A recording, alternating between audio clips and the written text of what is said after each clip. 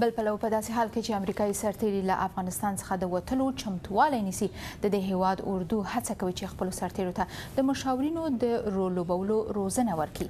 د دې کار موخه د افغان ځواکونو روزنه ده ترڅو د بهرنیو سرتیرو له وتلو وروسته وشي کړی چې د مخالفو وسلوالو په ضد مبارزه وکړي چې دا هیواد خپلې چارې پخپله پر مخ بوځي. په دې هکله پام وکړئ دغه بل رپورټ سره. د ځنګلونو په منځ کې د فورټ پولک پوځي اډه ده. د دې سختګي جوړ شوي کلي ټول خلک ممثلین دي. موخه یې امریکایي سرتیرو ته د افغان امنیتي ځواکونو سره چې د مخالفو وسلوالو پر ضد د عملیاتو چارې به پر مخ بیایي د روزنې ورکول دي. د نن ورځې سناریو داسې ده. امریکایي ځواکونه افغان پولیسو ته راځي ترڅو د یو مخالف وسلوال په نیولو کې ورسره مرسته وکړي. یو تن امریکایي جګړن دا تمرین کوي چې څنګه ځان یو افغان پولیس قومندان ته ورسوي او دا معلومات ورکړي چې څنګه پولیس خپل دښمن تعقیب کړي. ما نن هغه د لومړي ځل لپاره ولید. په چټکۍ سره مو هماهنګي وکړه او بیا ما ورته وویل چې یو داسې کار وکړي چې د هغه د سیمې لپاره ګټور دی. دا کار ما ورته وویل چې ترسره کړي خو خطرناکه کار دی. د پولیسو رول لوبونکی 24 کلن افغان کډوال دی. هغه خپل مخ له دې ویرې چې په افغانستان کې د وسلوالو لخوا کورنۍ ته کوم ګواښ پیښ نشي له کمرې پټ ساتي.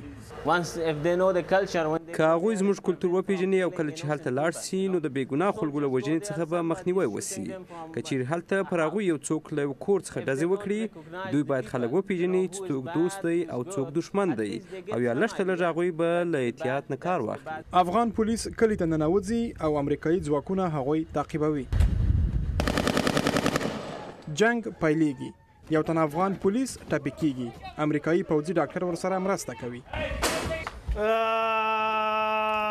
په دې ځای کې د یوه واقعي جګړې تمثیل کېږي. په پایله کې مخالف وسلوال نیول کېږي او دا کار افغان امنیتي ځواکونه ترسره کړي نه امریکایي سرتیرو. د دې تمثیلي جګړې یو تن طرحه کوونکی ډګروال میتیو ماکینا دی. موږ غواړو افغان امنیتي ځواکونه د دې وړتیا پیدا کړي چې مشري په غاړه واخلي ځکه په پای کې موږ د هغوی له هیواد څخه وځو او موږ غواړو چې په امن او ثبات کې ووځو. د جګړې تمثیل په دې جوړ شوي او منقول کانتینرونو کې ترسره کیږي چې د یوه پراخې ستراتیژۍ له مخې د نړۍ نورو برخو ته به هم انتقال شي. د روزنې طریقه یوازې په افغانستان پورې محدوده نه ده. هغه څه چې موږ په راتلونکي کې غواړو په دې وپوهیږو هغه دا ده چې د یو واړه ګروپ سره د جګړې له قومندانانو څخه ملاتړ وکړو. نو زیاتره مهارتونه چې موږ هغوی ته دلته ورښیو سرتیري کولی سي چې د نړۍ په نورو برخو کې هم ورڅخه ګټه واخلي.